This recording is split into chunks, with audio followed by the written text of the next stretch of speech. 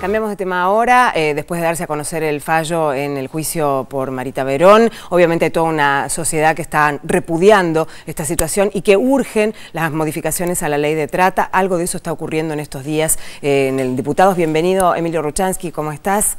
¿Qué tal, Gaby? Bueno, la reforma no solamente es ley de trata, también va a ser Código Penal y el Código Procesal Penal. Es una reforma más integral de lo que creemos.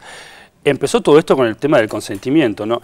Hay que aclarar, más allá de lo que digan algunos diputados, y esto lo sé por jueces y por fiscales, que se puede condenar con o sin consentimiento, porque lo que tienen que evaluar los jueces es la situación de vulnerabilidad de la víctima, o sea, el aprovechamiento que hace el tratante de una persona que puede ser migrante, pobre, que tal vez ni siquiera pueda alimentar a sus hijos, más allá o no del consentimiento. Se pone en esta nueva reforma lo del consentimiento para aclararle a los jueces que no importa el consentimiento, que lo importante es la situación de vulnerabilidad. Después está el cumplimiento efectivo, como decía el jefe de bancada Agustín Rossi recién en el noticiero. El cumplimiento efectivo de las penas es importante porque al haber una mínima de 3 años, como había antes, el captor, el tratante, si no iba preso, ¿qué hacía? Presionaba inmediatamente a la víctima para que cambie su testimonio. Y esto pasa, y lo han dicho muchísimos jueces y fiscales. Las penas mínimas ahora son de 4 a 8 años, esto es lo que se podría sancionar hoy en diputados, por el simple hecho de captar, no es un simple hecho, ¿no?, de captar o ofrecer este tipo de actividades ilícitas para fines de explotación sexual. Más allá de que se pruebe o no la explotación sexual, o sea, si una persona está ofreciendo o está captando víctimas, ya podría recibir una pena. En el caso de que lo haga sin consentimiento de la víctima, iría de 5 a 10 años, y si se prueba explotación sexual, de 8 a 12. ¿Qué quiere decir? Que hay una diferencia entre vender a la víctima, 5 a 10 años, y comprar a la víctima y explotarla, 8 a 12 años. El mayor castigo de 10 a 15 años cuando se trate de menores de edad. Emilio, perdóname, lo que hemos visto en el juicio de Marita Verón respecto de los testigos, de las testigos que iban y declaraban en situaciones de absoluta vulnerabilidad, ¿se modifica algo de la manera en que van a declarar? Ese es un gran punto, Gaby. Eso es el punto donde se mueve y se modifica el Código Procesal Penal.